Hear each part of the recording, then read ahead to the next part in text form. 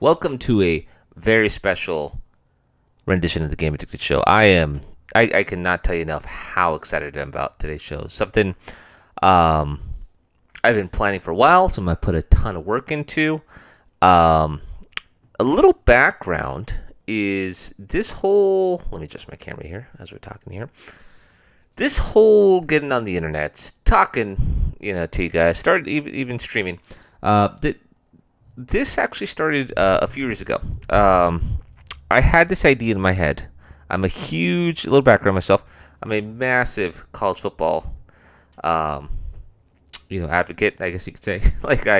I love the sport to death. Can't get enough of it, and I had this formula in my head of like how to rank teams, and I always wanted to kind of like get into sharing that, like how I would go about talking college sports and having a platform to discuss that in. So I actually started a YouTube channel a few years ago called The Game Addicted Show. So I would go on there, I would record these videos, I would go over some numbers. I had some feelings on teams, predictions, things of that sort. Love doing it. The only thing is that having a YouTube channel, it was so time consuming to do those videos, and it was in a format that really wasn't working for me. It was something where I would sports I think is very reactionary, and the time took me to record a session, condense so much time. There's 131 Division One or 130 Division One schools to talk about X amount of schools, specifically just the top 25, and squeeze it into the limit that YouTube has of 15 minutes. It just wasn't working. I had a few hits. I mean, some that I consider hits where it was a few hundred views. There were some formats of the show people really enjoyed, specifically when I would go and tear into certain schools and whatnot.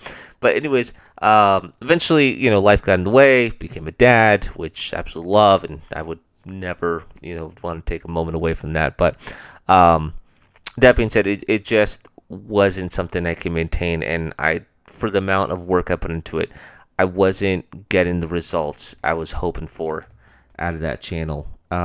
So, here we are, 2 years later, I get into streaming, which, believe me, I have loved doing. It's really brought out like another passion of mine, which is gaming, and being able to come onto here and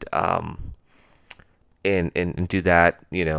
It's been great. So now that college football is back, I've had this formula. I've kind of kept this database I keep of all these teams. I call it my VPI formula, Victory Production Index. ESPN has their Power Index. I developed a different model for ranking top 25 teams.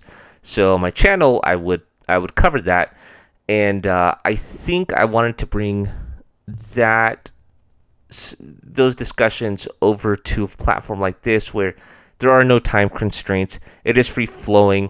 The interactive part of sports is really what I really, really wanted to engage in. So I thought that this would be a better platform for that. So as I'm going through this, let me just give you a little quick breakdown of what it is I do. So I have this database I maintained for a few years. I run analytics where I look at a team's strength of schedule. I look at their total offense, their total defense. I look at their opponents and their opponents' opponents. I calculate all that together, and I come up with a ranking. Think of it like as a resume model, where I look at, I look at everybody they beat and rank teams according to that data. And what you're going to see today, as I'm going over this, and if anybody's viewing, make sure to chime in at any time. I will discuss any team you'd like me to discuss. But as of right now, because it is a resume model based, I'm only able to discuss based off data we have. And right now, I know technically this is week 1. I'm calling it week 0 because, college football goes from Thursday to Saturday. I know the exception to some Sunday and Monday games, but generally it's Thursday through through Saturday. And actually saying that out loud, there's even a game on that was on today, so Wednesdays. But anyways, Thursday through Saturday. So I figured we'll call this week 0, and we'll talk about if the rankings were based off of only the data we have available, which is only technically 9 teams. I have 10, and I'll explain that in a minute. What would the rankings look like? So, without further ado, let's jump into Week 0's VPI rankings. Before I actually jump into the last thing I want to note is that I do plan to drop this into my YouTube channel. So if you're watching YouTube, if you want live discussions, make sure to go to my Game Addicted show on Twitch TV. You can catch me streaming there live, and also if you want to get into discussions, feel free to join in. But let's go ahead and take a look at this week's rankings. So the first goal I want to talk about is, here's something interesting I did. So this is one of my biggest pet peeves when it comes to college football and their rankings, and when you're looking at the powerhouses that are the SEC, and it really I just can't stand the SEC. And one thing that them and the ACC do is that they have 4 non-conference games, and then they'll play like a Division II school late in the season. So in this model, what I did is I actually just created a generic school called Division II school. And what I do is I treat this school as if they were a Division I school, the worst school in Division I. They are applied to have an automatic 0 win, 12 losses, so they have like a 0 record. And the reason I do that is because for the years that I've been maintaining this, I think out of the 100 and something games that that Division II schools have played against Division I in past 2 or 3 years I've been maintaining this, I think there's only been like 2 or 3 games that they've actually won. So it's safe to say that if these schools do not play at a Division I level, their wins and losses shouldn't count, because out of all the various teams that have played, I don't say generally, I would say 99% of the time, they do not win. So if they were a Division I school, if you were just to generalize them all as one school when we're accounting for this, they would be treated as a winless school. So I put as a 0-12 record, which ties into their strength of schedule, SOS. So I rank them as the worst strength of schedule.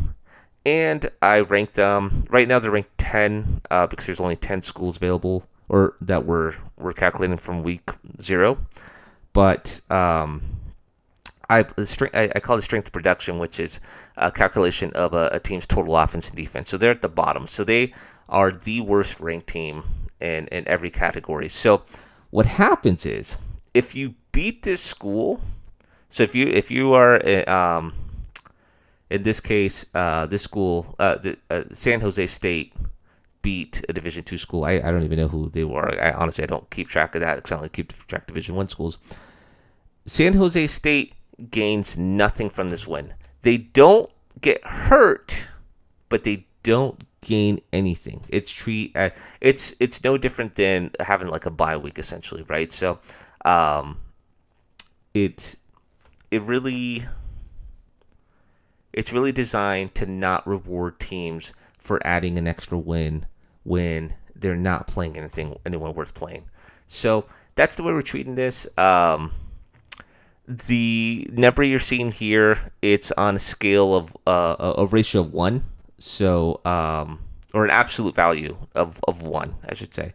So whether it goes -1 or a +1, think of it as your grade, in the sense that you could receive even like a negative score, or if you get a positive score, the higher your score is. In this case, like the highest score here is Illinois, and actually, Illinois and UCLA at a score of like 65%. Imagine that they have like if you're grading a curve, they have the highest scores.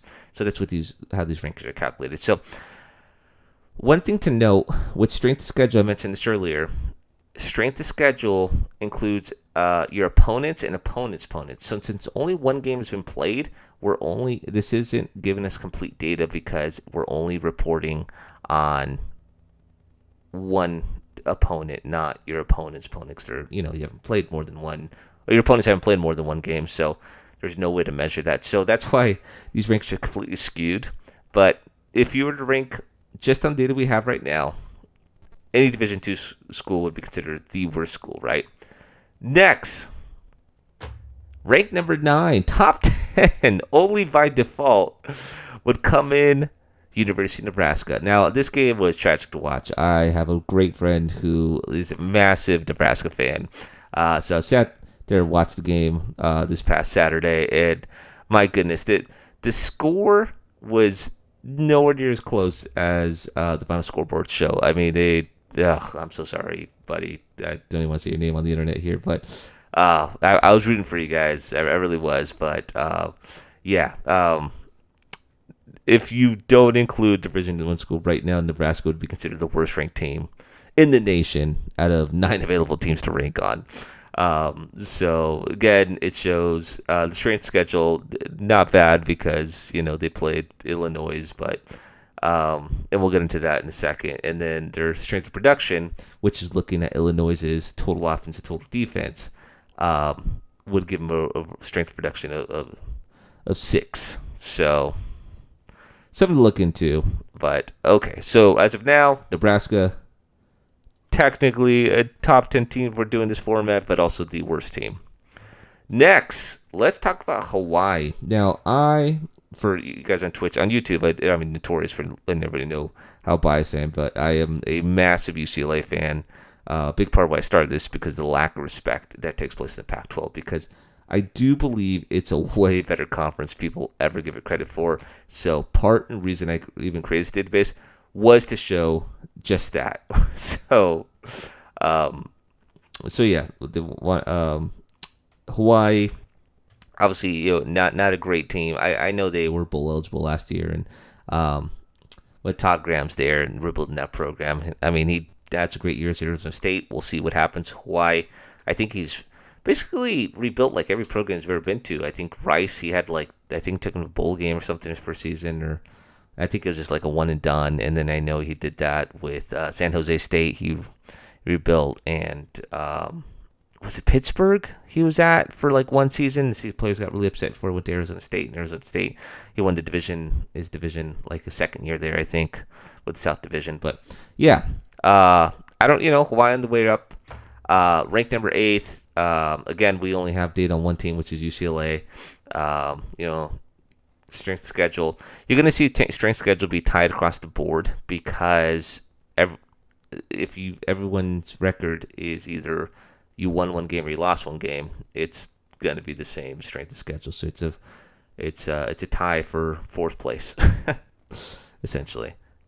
Which I know doesn't make sense, but as we get more data, it'll start organizing. There'll be clear-cut ranks, but because it's a tie, it's labeled as 4.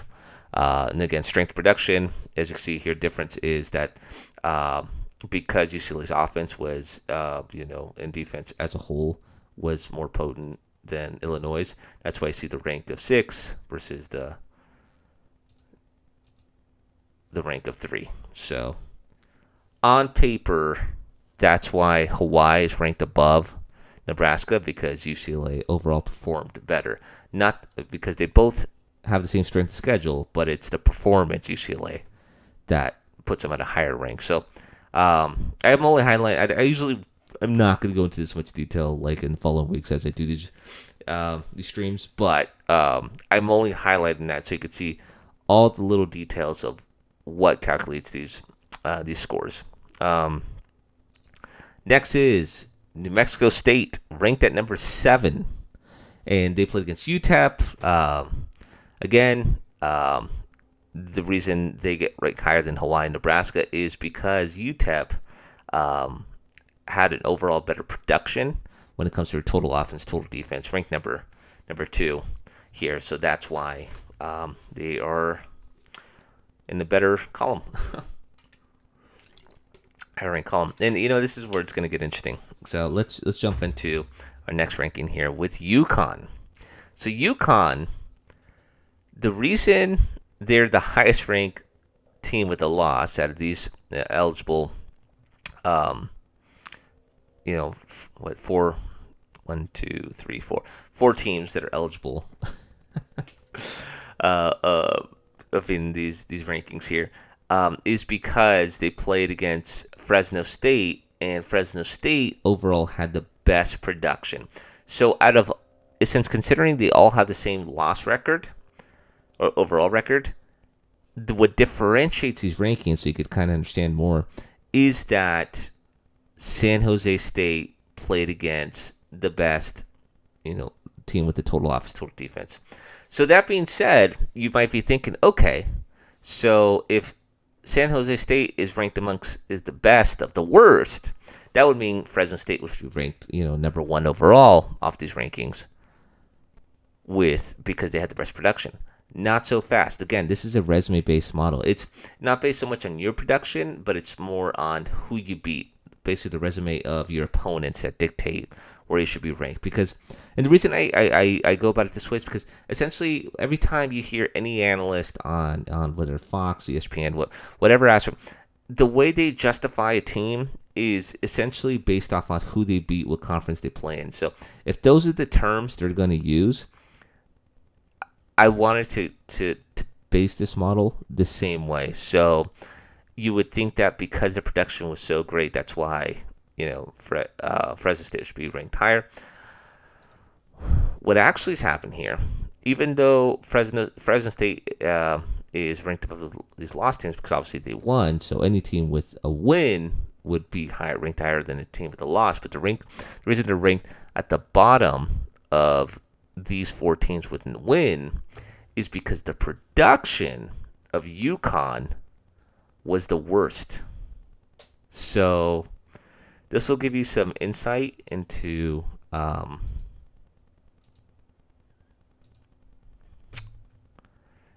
the rankings are the way they are. I'm sorry, I got confused here. I was talking about San Jose State, but really I was supposed to be talking about UConn. Why? So it's not the whole time when I was saying the best, I was really referring to UConn being the second best ranked team amongst the losers when their opponent was Fresno State, and you would think Fresno State would be higher, but the reason is because the production of UConn was the worst, next to, of course, the default settings for Division II schools. So that's why Fresno State is at the bottom, and this is a real great way to show how a team's strength schedule and their strength production, which again looks at teams' total offensive defense, would dictate your rankings. So even I hope this adds to the validity when you're looking at schools that play like weaker strength of schedules and teams that don't produce as much on the field, because they won't be rewarded. So if you're playing a team that has quality wins and has quality production, you'll be rewarded for beating that team. And on the flip side, if you lose to a team that has like a strong strength of schedule and a strong strength of production, you won't be dropped as much. But on the flip side of that, if you have it beat a team, or you lose to a team like, let's say you lost to Nebraska here, and Nebraska is just like let's say, I'm only using this as an example, but let's say they had a really bad season, you would get punished a lot. So the reward and punishment really, is put into play here for, on how tough your schedule you play.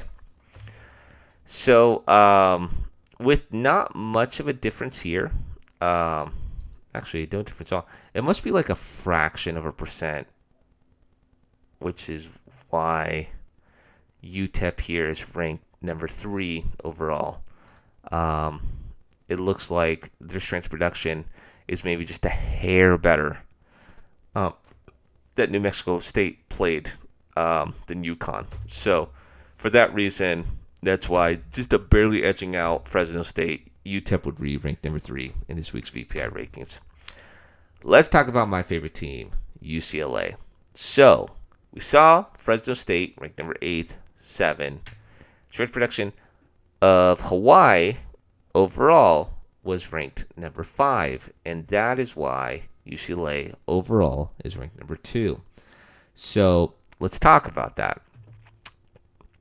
Basically, what this is saying, all things being the same, they all have, these 4 teams have the same win record, which is 1 win, 0 losses.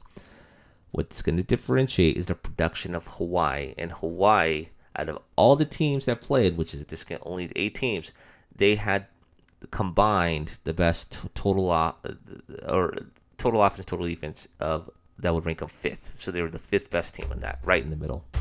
So that's why UCLA would be ranked number 2. The highest they'll probably be all season, unfortunately. But actually, no, they might go higher because we do play LSU on Saturday. I'll jump into that at the end of this stream, but really, really excited about that game. And lastly, the number 1 team in the nation for week 0, coming out of week 0, would be Illinois. Because as bad as they beat Nebraska, Nebraska actually had the 4th overall best combined offense and defense. So that's why Illinois is rewarded the number 1 ranking to start off the 2021/22 season. So that's this week's Power BI VPI rankings. Power BI is the application I'm using here for this. That's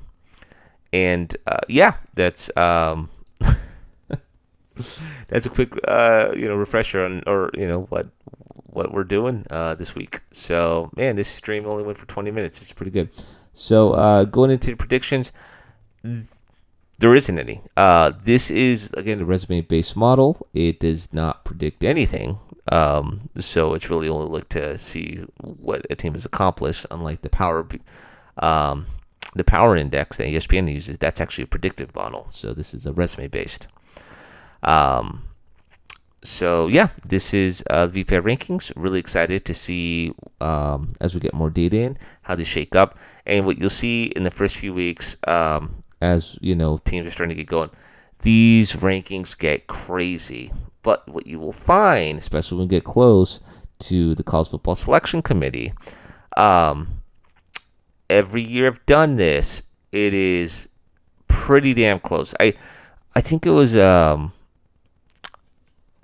predicting Ohio, even though I said it's not a predictive model, but as far as what the ranks they're being released at, predicting that Ohio State was going to be, I think it was higher ranked. I don't know if their overall 1 was it last season, but I know that 3 out of the 4 in the order they came out with for the College Football Selection Committee were correct and based off of this model. So, it's, you'll find that what happens is a lot of years, that about half the teams in the top 25 will be pretty close to what I have here.